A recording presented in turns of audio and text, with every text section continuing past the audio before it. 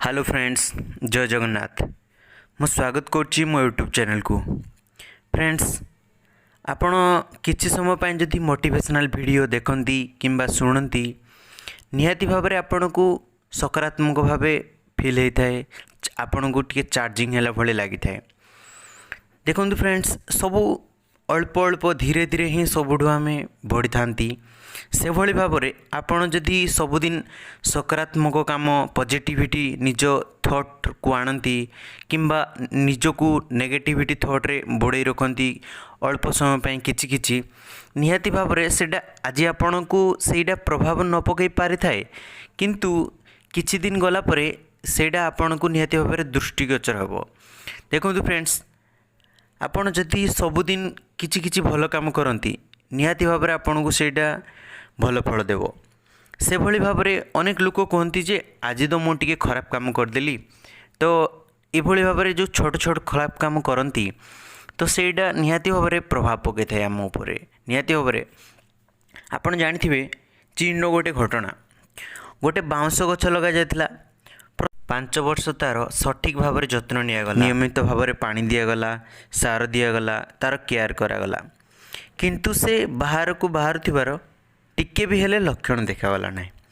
पूरा से 5 वर्ष पर्यंत से बाउंश गछटी माने से माटी भितर रहिला, से किंतु ताको केयर करा जाउथला, पानी दिया जाउथला, सार दिया जाउथला एवं तार जत्न नि जाउथला। किंतु मात्र देखागला मात्र 6 सप्ताह भितर 90 फुट लंबा हो गला से बाउंश गछटी। तो एठी गोटे प्रश्न उठुची जे बाउंश गछटी ताहले से माटी तले कौन करथिला? निहाती भाव में बढ़ुला ना बढ़ु नथिला? जदि बढ़ुला तो एते स्लोली बढ़ुला कौन पे?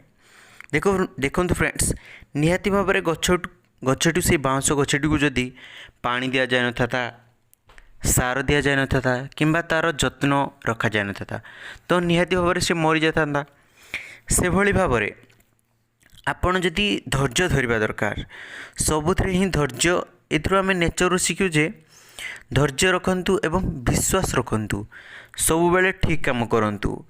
आज भी जदि से ठीक कामर फल मिलनी निहाती भाव में काली से फलटी आपन को मिलिबो।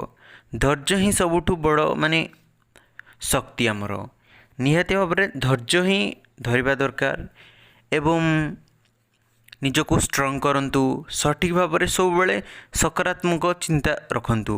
देखो फ्रेंड्स, जदि आप अल्प अल्प सकारात्मक भाव में चिंता करेंगे, पॉजिटिविटी आणबे निज थॉट को, निहाती भाव में आपण आज भी फल न आसीपे किंतु दिने ना दिने सेटा फल आसो।